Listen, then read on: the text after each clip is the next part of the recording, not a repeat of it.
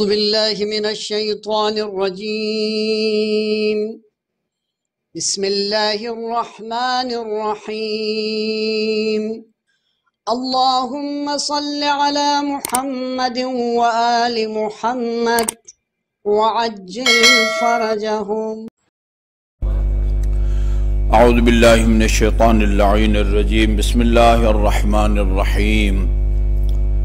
الحمدللہ الذی لا یبلغ مدحتہ القائلون ولا یحصی نعماءہ العادون، الذی لا یدرکہ بعد الہمم ولا ینالہ غوث الفتن، والصلاة والسلام علی خیر خلقہ واشرف بریتہ، الذي سمي في السماء بأحمد وفي الأرضين بأبي القاسم محمد. اللهم صل على محمد وعلى أهل بيته الطيبين الطاهرين الذين أذهب الله عنهم الرجس وطهرهم تطهيرا. اللهم صل على محمد وعلى محمد واللعن الأبدي على أعدائهم أجمعين. أما بعد، فقال الله الحكيم بسم الله الرحمن الرحيم: إن تبدوا الصدقات فنعما هي وإن تخفوها وتؤتوها الفقراء فهو خير لكم وَيُكَفِّرْ عَنْكُمْ سَيِّئَاتِكُمْ وَاللَّهُ بِمَا تَعْمَلُونَ خَبِيرٌ. درود بھیجئے محمد وآل محمد پر. اللہم صلی علی محمد وآل محمد. سفر آخرت کے حوالے سے جو حدیث رسول اکرم صلی اللہ علیہ وسلم کی آپ کی خدمت میں عرض کر رہا تھا، اس میں اور پل صراط سے گزرنے کے لیے جو ہدیہ یا عمل ہم نے تیار و آمادہ رکھنا ہے، اس میں سے البکاء من خشیت اللہ کو بیان کیا گیا. خوف خدا سے، خدا کے خوف میں ایک قطرہ بھی اگر آنسوں کا گرتا ہے تو اس کی کیا فضیلت ہے، اس کا کیا فائدہ ہے، وہ بیان کیا گیا. دوسری چیز جو جس کے نتیجے میں پل صراط سے گزرنا آسان ہوگا، وہ صدقۃ السر ہے. صدقۃ السر یہ بڑا مفصل باب ہے. صدقہ کا باب بڑا مفصل ہے. اس میں کوئی شک نہیں ہے کہ ریاکاری حرام ہے. دکھاوے کے لیے کوئی بھی نیک کام اس میں اللہ تعالی یعنی اللہ کے علاوہ کسی اور کی خوشنودی کے لیے کام انجام دیں یا اللہ کی خوشنودی کے ساتھ غیر خدا کی خوشنودی کو بھی شامل کیا جائے، دونوں شرک کے زمرے میں آتے ہیں، شرک خفی کے زمرے میں آتے ہیں. اگر خدا نخواستہ انسان کی نیت کسی بھی کار خیر میں، نماز میں، روزہ میں، حج میں، انفاق فی سبیل اللہ میں ریاکاری ہو، نیت انسان کی ریاکاری ہو، تو وہ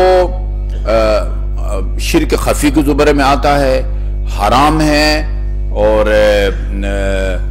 اس سے عمل جو ہے وہ حبط ہو جاتا ہے.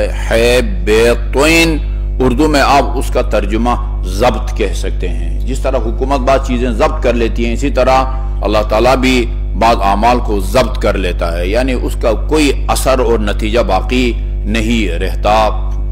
اس میں کوئی شک نہیں ہے. ریاکاری کے علاوہ یعنی دکھا کے صدقہ دینے کا بھی حکم ہے اور چھپا کے صدقہ دینے کا بھی حکم ہے. البتہ دکھا کے اس طرح دیں کہ نیت ریاکاری نہ ہو. نیت ریاکاری ہے تو اس میں کوئی شک نہیں ہے کہ نہ صرف فائدہ نہیں ہے بلکہ نقصان ہی نقصان ہے. سورہ بقرہ کی آیہ نمبر 171 کی میں نے آپ کے سامنے تلاوت کی ہے. اللہ تعالیٰ نے دونوں طریقے سے صدقہ دینے والوں کی تعریف کی ہے، کہا دونوں اچھا ہے. ان تبدوا الصدقات فنعما ہی، یعنی اگر آپ صدقہ ظاہر کر کے دیتے ہیں، علانیہ جسے کہتے ہیں، فَنِعِمَّ هِيَ، یہ بھی اچھی بات ہے۔ یہ دیکھیں کس انداز میں دونوں کو پسندیدہ بھی کہا ہے اللہ تعالیٰ نے، توجہ فرمائیے گا، دونوں کو چھپا کے دینے اور دکھا کے دینے دونوں کو پسندیدہ بھی قرار دیا ہے، اور ایک مخصوص انداز میں چھپا کے دینے کی برتری کو بھی ظاہر کیا ہے۔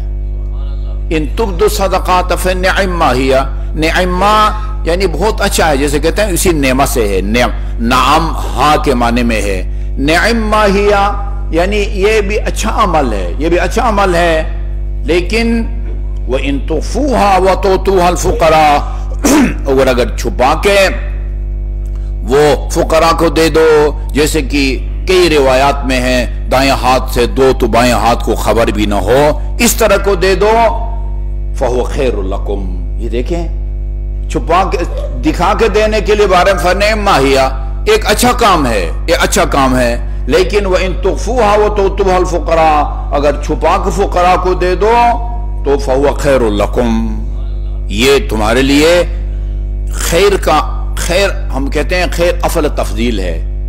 جس طرح ہے نا ایک مجتہد عالم ہوتا ہے، ایک عالم ہوتا ہے، ایک عالم، عالم سمپل عالم ہے، عالم جو سب سے زیادہ علم رکھتا ہو اس کو عالم کہتے ہیں۔ میں نے کئی دفعہ ام المومنین کا یہ فرمان نقل کیا ہے، کان علی اعلم الناس بعد رسول اللہ، یہ ام المومنین کا فرمان، رسول خدا کے بعد سب سے زیادہ علم امیر المومنین کے پاس تھا۔ عالم کا مطلب یہ خیر اخیر کے معنی میں ہے، بہت اچھا، صرف اچھا بھی نہیں ہے، بہت اچھے کے معنی میں ہے، اور اگر چھپا کے دے دو تو فَهُوَ خَيْرٌ لَكُمْ، اچھا اس کا نتیجہ کیا نکلتا ہے؟ یکفر عنکم سیئاتکم، اس کے نتیجے میں اللہ تعالیٰ تمہارے گناہوں کو بخشتا ہے، واللہ بما تعملون خبیر، اور جو عمل بھی آپ لوگ کرتے ہیں اللہ تعالیٰ اس سے باخبر ہے، اس سے کوئی عمل پوشیدہ نہیں ہے۔ یہ فرمایا کہ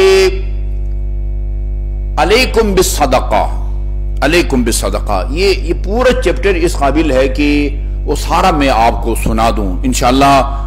میرا ارادہ ہے کہ یہ سارا چیپٹر آپ کو سنا دوں گا، اب ایک خطبہ یا دو خطبے میں بیان ہوں کہ اس کے کیا آثار ہیں، ظاہری طور پر دینے کا کیا ہے، چھپا کے دینے کے کیا ہیں، ڈائریکٹ فقیر کے ہاتھ میں آپ دیتے ہیں تو اس کا کیا فائدہ ہے، کسی کو دیتے ہیں وہ آگے کسی کو دیتا ہے، وہ آگے کسی کو دیتا ہے۔ کورونا کے موقع پر میں نے 80 والی روایت بیان کی تھی، 80 واسطوں سے اگر کوئی مدد پیسہ مستحق تک پہنچتا ہے، اگلی صف میں کتنے لوگ ہوں گے؟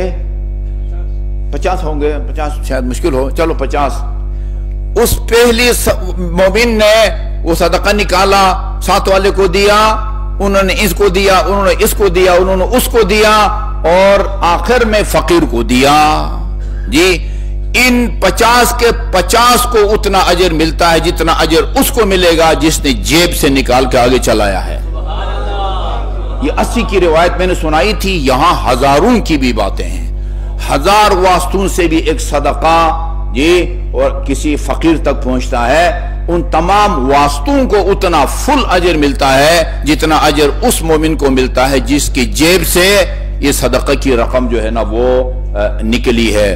اور میں یہ بھی روایت پڑھ کے آ رہا ہوں، اللہ تعالیٰ فرماتا ہے کہ میرے بندوں میں سے جو بھی کوئی اچھا کام کرتا ہے نا، اس کی وصولی کے لیے میں کسی کو وکیل بنا کے بھیجتا ہوں، وکیل بنا کے بھیجتا ہوں، ٹھیک ہے جی۔ وہ فرشتوں کو وکیل بناتا ہوگا، اور کہ جنات تو اللہ تعالیٰ وکیل نہیں بنا سکتا، وکیل بناتا ہوں۔ صدقہ وہ نیکی ہے کہ میں خود وصول کرتا ہوں، خدا فرماتا، اس کے لیے کسی فرشتے کو وکیل نہیں بناتا کہ فلان مومن صدقہ دے رہا ہے، جا کے آپ اسے وصول کرو اور اس کے نامہ اعمال میں اس کا اندراج کرو، ایسا نہیں ہے۔ بہت ساری روایات ہیں۔ جلدی جلدی فرمایا علیکم بالصدقہ، صدقہ دیا کرو، فإن فيها 10 خصال، صدقے میں 10 خصلتیں ہیں، صدقے 10 فائدے ہیں۔ 5 فی الدنیا، 5 فائدے صدقے کے آپ کو دنیا میں ملتے ہیں، و15 فی الآخرہ، 15 فائدے آپ کو اس کو آخرت میں ملتے ہیں۔ اما الدنیا فتطہیر اموالکم، تمہارا مال پاک ہو جاتا ہے صدقے کے نتیجے میں. صدقہ واجب صدقوں کو کہا جاتا ہے، جو زکوٰۃ اور فطرہ ہے جو عید کے دن ہم نکالتے ہیں، یہ واجب صدقہ ہے. یہ وہ صدقہ ہے جو دینے والا اگر سید نہیں ہے تو پھر اس کو سید نہیں کھا سکتا، حرام ہے. اور اسی لیے اہل سنت کی تعویض میں لکھا ہوا ہے، یہ خمس کا فلسفہ ہے نا، خمس کا فلسفہ یہ ہے کہ سادات پر صدقہ حرام ہے، اس لیے اللہ تعالیٰ نے خمس کو واجب قرار دیا ہے تاکہ آدھا مستحق فقراء کو دیا جائے. مجھے تعجب ہے ان فقہا پر جو کہتے ہیں کہ آج کل جو ہے نا وہ کوئی خمس واجب نہیں ہے کیونکہ کوئی جنگ نہیں ہے. جب جنگ نہیں ہے تو پھر مال غنیمت نہیں ہے. 10واں سپارے میں ہے نا وَعْلَمُوا أَنَّمَا غَنِمْتُمْ، کہتے ہیں اس سے مراد مال غنیمت ہے. میرے بھائی اگر صدقہ صرف مال غنیمت میں واجب ہے، وہ خمس صرف مال غنیمت میں واجب ہے، تو چلو جن زمانوں میں جنگیں ہوتی تھی مال غنیمت آتا تھا، کفار سے چھینا جاتا تھا، اس وقت کے سادات کو مل جاتا ہے. آج کل کے سادات کیا کھائیں گے؟ وہ تو بیچارے وہ خمس کے فلسفے سے محروم ہیں. میں نے سنا ہے آزاد کشمیر اسمبلی میں اس کو پاس کیا گیا ہے کہ خمس جو ہے نا وہ آمدنی میں سے بھی اگر کوئی بچ جائے تو اس کا خمس دو. ابھی میں نے کنفرم نہیں کیا ہے، لیکن بہت سارے علماء کرام کے بیانات آ چکے ہیں، اخبارات میں مضامین آ چکے ہیں کہ بھئی صرف مال غنیمت تک محدود نہ رہو، ہر آمدنی میں جو ہے نا وہ خمس دو، چونکہ اس میں سادات کا حصہ ہے. زکوٰۃ عام صدقوں کو آپ نہیں دے سکتے، لہذا خمس میں سے آدھا حصہ وہ سادات کا ہوگا. اچھا جی، تو اس میں ایک تو تمہارے مال پاک ہو جاتے ہیں، تمہارے بدن بھی پاک ہو جاتے ہیں. صدقہ کے نا بدن پاک ہو جاتے ہیں. وَدَوَاءُ مَرْضَاكُمْ، تمہارے مریضوں کا علاج بھی اسی صدقے میں ہے. وَدُخُولِ الْمَسَرَّةِ فِي الْقُلُوبِ، لوگوں کے دل خوش ہو جاتے ہیں اس کے صدقے کے نتیجے میں. وہ روایت آپ کو یاد ہے امام موسیٰ کاظم علیہ السلام کی، فرمایا روز قیامت ایک سایہ ہوگا، اس سایہ کے نیچے 3 آدمی کو بیٹھنے کی اجازت ہوگی. ان میں سے ایک یعنی مومنین سے اپنے مومن بھائی سے نیکی کرے، اس کی مصیبت میں کام آئے، وَإِدْخَالُ السُّرُورِ فِي قَلْبِهِ، اس کا دل خوش کرے. صدقے کے نتیجے میں جس کو بھی آپ صدقہ دیں گے اس کا دل خوش ہوگا. اور ادخال السرور فی قلب المؤمن خود ایک عبادت ہے اور کار ثواب ہے. وہ زیادت الاموال، مال و دولت میں اضافہ ہوتا ہے. یہ دنیا کے فائدے ہیں اور ظاہر دونوں کا مطلب ہے وسعت الرزق، رزق میں اللہ تعالیٰ وسعت عطا فرماتا ہے. اما فی العقبہ، آخرت میں صدقے کے کیا فوائد ہیں؟ ذل فی القیامہ، روز قیامت ایک سایہ ہوگا. جی ہاں، سہولت الحساب، حساب کتاب میں بھی جو ہے نا وہ سختی نہیں کی جائے گی. رجحان المیزان بالثواب، یہ آپ کی میزان عمل میں وہ ثواب کو جب رکھا جائے گا، صدقہ کے نتیجے میں آپ کے اعمال کا ثواب کا وزن بڑھ جائے گا. یہ روز قیامت کی بات ہے. جواد علی الصراط، یہ آج کی بات ہے. پورے صراط سے تیز رفتاری سے گزر سکے گا وہ آدمی جو پابندی صدقہ دیتا ہے. وہ درجۃ الاعلی، صدقہ کے نتیجے میں اللہ تعالیٰ روز قیامت مقام بلند عطا فرماتا ہے. دنیا کے فائدے الگ ہیں اور آخرت کے فائدے الگ ہیں.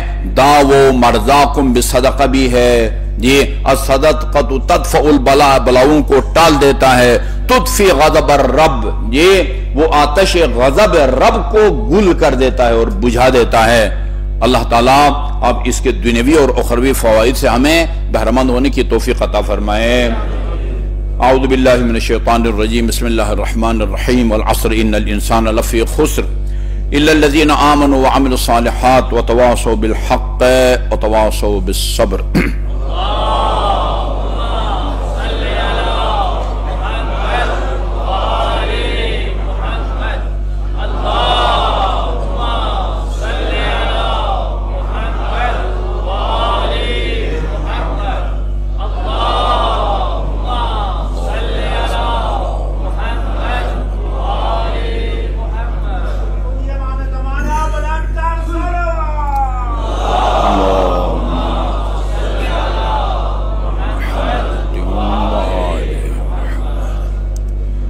اعوذ باللہ من الشیطان اللعین الرجیم، بسم اللہ الرحمن الرحیم. الحمدللہ رب العالمین والصلاة والسلام علی خیر خلقہ محمد وآلہ الطیبین الطاہرین ولا سیما علی ابن امہ امیر المؤمنین علی بن ابی طالب علیہ الصلاة والسلام وعلی ابنتہ الصدیقۃ الطاہرہ فاطمۃ الزہراء سیدۃ نساء العالمین وعلی سبطیہ الحسن والحسین سیدی شباب اہل الجنہ وعلی علی بن الحسین زین العابدین ومحمد بن علی الباقر وجعفر بن محمد الصادق وموسى بن جعفر الكاظم وعلی بن موسى الرضا ومحمد بن علی التقی وعلی بن محمد النقی والحسن بن علی العسکری والخلف الحجہ المہدی المنتظر اللہم عجل فرجہ وساہل مخرجہ لیملأ الارض قسطا وعدلا کما ملئت ظلما وجورا واللعن الابدی علی اعدائهم اجمعین اما بعد فقال اللہ الحکیم بسم اللہ الرحمن الرحیم لا ترکنوا الى الذین ظلموا فتمسکم النار۔ مومنین کرام، میں نے مختلف مناسبتوں سے امیر المومنین علیہ السلام کا فرمان آپ کی خدمت میں پیش کیا ہے اور اس کثرت سے پیش کیا ہے۔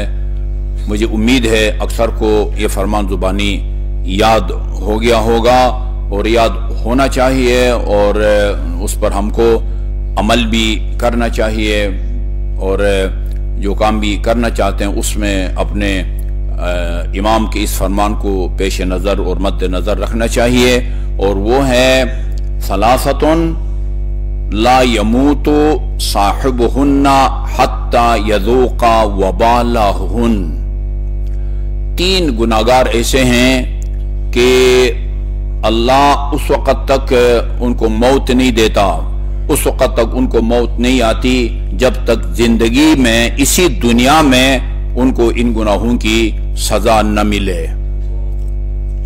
دنیا میں سزا مل جاتی ہے، بہت سارے گناہ ہیں ان کی سزا اللہ تعالیٰ فرماتے ہیں کہ اسی دنیا میں ملتی ہے، پھر ان کو موت آتی ہے۔ ان میں پہلے نمبر پر جو وہ گناہ ہے وہ البغی ہے۔ عربی میں دنیا کے ہر زبان میں مترادف الفاظ ہیں، کئی الفاظ ہیں، ان کا معنی ایک ہے۔ مطر کا معنی بھی بارش ہے، غیث کا معنی بھی بارش ہے، سیف کا معنی بھی تلوار ہے، صارم کا معنی بھی تلوار ہے۔ اچھا، اسی طرح اسد کا معنی بھی شیر ہے، غضنفر کا معنی بھی شیر ہے۔ مترادف الفاظ انسان اور بشر، انسان اور بشر ایک حقیقت کا نام ہے، مترادف الفاظ ہیں۔ ظلم کو جور بھی کہتے ہیں، اور اسی طرح العدوان العدو بھی کہتے ہیں، اور بغی بھی کہتے ہیں۔ بہت سارے جو ہے نا وہ اس کے میرے خیال میں 3-4 الفاظ جن کا معنی ایک ہے۔ بعض کا خیال ہے کہ نہیں، وہ معمولی فرق ہوتا ہے معانی میں۔ مثلا عام تلوار کو سیف کہتے ہیں، تلوار جو تیز دھار ہو، کاٹنے والی ہو، اس کو صارم کہتے ہیں۔ اسی طرح بارش اور غیث میں بھی فرق ہے، عام بارش اور موسلادھار بارش کے لیے الگ الگ نام ہے، ہو سکتا ہے۔ لیکن البغی سب سے پہلا جو گناہ ہے جس کو اللہ تعالیٰ اس گناہگار کو پہلے سزا دیتا ہے پھر اس کو موت آتی ہے، البغی ہے۔ بغی کا ظلم کا دائرہ بہت وسیع ہے۔ بعض اوقات افراد خانہ بہن بھائی پر ظلم کرتا ہے، میاں بیوی پر، بیوی میاں پر ظلم کرتا ہے۔ اچھا جی، اسی طرح ہمسایہ پر وہ ظلم کرتا ہے۔ وضع الشیء فی غیر محلہ، کسی چیز کو وہ مقام نہ دینا جو مقام اس کو دینا چاہیے، وہ ظلم ہے، وہ ظلم ہے۔ اور کبھی ظلم حکومتیں کرتی ہیں، کبھی ظلم ادارے کرتے ہیں، کبھی تنظیمیں کرتی ہیں۔ ظلم کا دائرہ بہت جو ہے نا وہ وسیع ہے۔ آج کل کے دور میں ہمارے معاصر دنیا میں ظلم کے بدترین جس کو آپ مثال کہہ سکتے ہیں وہ 2 مقامات پر ہے، ایک غزہ میں اور ایک پارا چنار میں۔ غزہ اور پارا چنار، بہت سارے دوست کی تعبیر، ان کے الفاظ بہت اچھا ہے۔ پاکستان کا غزہ، وہ پاکستان کا غزہ بنا ہوا ہے، اور یہ معصوم کا فرمان ہے اس شخص کی دعا سے اپنے آپ کو بچاؤ جس کا خدا کے سوا کوئی ناصر و مددگار نہیں ہے. ان کا خدا کے سوا کوئی ناصر و مددگار نہیں ہے. ابھی جو تازہ سانحہ پیش آیا ہے، ابھی کسی ایک خبر کو ہم مستند نہیں کہہ سکتے. وہ 80 کی خبر بھی ہے، 50 کی خبر کی ہے. سرکاری طور پر جو اعلان ہوا ہے میرا خیال وہ 37 کی ہے. 38 سرکاری عام طور پر اس طرح کے سانحات میں سرکاری اعلان میں جو اعداد شمار بتائے جاتے ہیں وہ کم ہوتے ہیں، چونکہ وہ ان کے خلاف جاتا ہے. جتنے زیادہ اموات ہوں گی حکومت کے خلاف جاتی ہے. یعنی سرکاری اعلان کے مطابق 37 آدمی کانوائے پر حملے کے نتیجے میں جان بحق ہوں، شہید ہوں. بہت بڑا سوالیہ نشان ہے. 37 آدمی کانوائی کے ساتھ. اب ہم ہر خبر کی ہم تصدیق نہیں کر سکتے. اغوا کیا گیا ہے بعض کو، خواتین ان میں شہید ہوئی ہیں، بچے اس کے اندر شہید ہوئے ہیں. سیکورٹی والے 100% جو ہے نا وہ محفوظ ہیں، بخیریت ہیں. ہم یہ نتیجے نکالنے پر مجبور ہیں. یعنی دنیا میں جو بھی اس خبر کو اس تفصیل کے ساتھ پڑھے گا کہ بھئی 100 گاڑیاں تھی، اس میں کانوائیوں کی حفاظت کے لیے جو ہے نا وہ قانون نافذ کرنے والے ادارے وہ فورسز بھی شامل تھے، ان کے سامنے کتنے گھنٹے کارروائی ہوئی ہے. یہ صرف ایک فائر کے نتیجے میں یہ سارا نہیں ہوا ہے. 37 بندے مارے جاتے ہیں، اغوا بھی کیے جاتے ہیں، کئی گھنٹے وہ کارروائی ہوتی ہے. سب سے پہلے انہوں نے کارروائی کی حفاظت کے لیے مامور جو افراد تھے ان کو نشاور گولیاں دی ہیں، وہ بے ہوش ہو گئے ہیں، تب تسلی سے یہ ساری کارروائی کی ہے. ہر کوئی اس نتیجے تک پہنچے گا یہ اتنی بڑی کارروائی اس وقت تک نہیں ہو سکتی جب تک حملہ آور جو ہے نا وہ ان محافظوں کے ہم خیال نہ ہوں. ملی بھگت کے بغیر اتنی بڑی کارروائی نہیں ہو سکتی ہے. بہت شرم کی بات ہے، بہت بڑی شرم کی بات ہے. مجھے نہیں معلوم کس کو اگر تھوڑی سی بھی ان میں وہ ضمیر ہو، حمیت ہو، تو ان کو جو متعلقہ اداروں کے جو سربراہ ہیں سب سے پہلے تو وہاں کے اس صوبہ کے وزیر اعلیٰ کو استعفیٰ دینا چاہیے. پہلے معافی مانگنی چاہیے اور پھر اس کو جو ہے نا وہ استعفیٰ دینا چاہیے. وزیر داخلہ کو بھی استعفیٰ دینا چاہیے. کچھ نہیں کر سکتے تو پھر سوائے ننگ اور آر کمانے کا وہ جو ہے نا وہ اس کا کوئی فائدہ نہیں ہے. انتہائی افسوسناک بات ہے. اور صرف وہی روایتی مذمت یہ کافی نہیں ہے. ہم اس انتہائی دل خراش واقعہ اور سانحہ کی مذمت کرتے ہیں اور دعا کرتے ہیں کہ اللہ تعالیٰ مجروحین کو جلد از شفاء کامل اور عاجل عطا فرمائے، شہداء کو شہداء کربلا کے ساتھ محشور فرمائے، اور اللہ تعالیٰ ظالموں کو اسی دنیا میں جو ہے نا وہ جلد از جلد ان کے کیفر کردار تک پہنچائے. اب ظاہر ہے جو ہمارے بس میں ہے وہ یہ ہے، یعنی زبان سے منکر کی مذمت یہ کمز ہمارے بس میں ہے، اور اس کے علاوہ حسب حیثیت اور حسب توفیق ان کی جس طرح سے بھی آپ کو اندازہ ہے کہ جب ایک یعنی گھر کا سربراہ جو ہے نا وہ جب اس دنیا میں نہ رہے، پھر باقی جو اس کے پسماندگان ہیں ان کے بیوی بچے ان کی کیا حیثیت ہوتی ہے. ان کی مدد اور ان کی جو ہے نا وہ دستگیری وہ ہمارے بس میں ہے. اس میں ہمیں کوتاہی نہیں کرنی چاہیے. اللہ تعالی ہمیں ان مجروحین اور جو لواحقین ہیں بیوگان اور یتیم ان کی سرپرستی اور دلجوئی کی اور دستگیری کی توفیق عطا فرمائے. بسم اللہ الرحمن الرحیم. قل هو اللہ احد اللہ الصمد لم یلد ولم یولد. اعوذ باللہ من الشیطان الرجیم. بسم اللہ الرحمن الرحیم. اللهم صل على محمد وآل محمد وعجل فرجهم.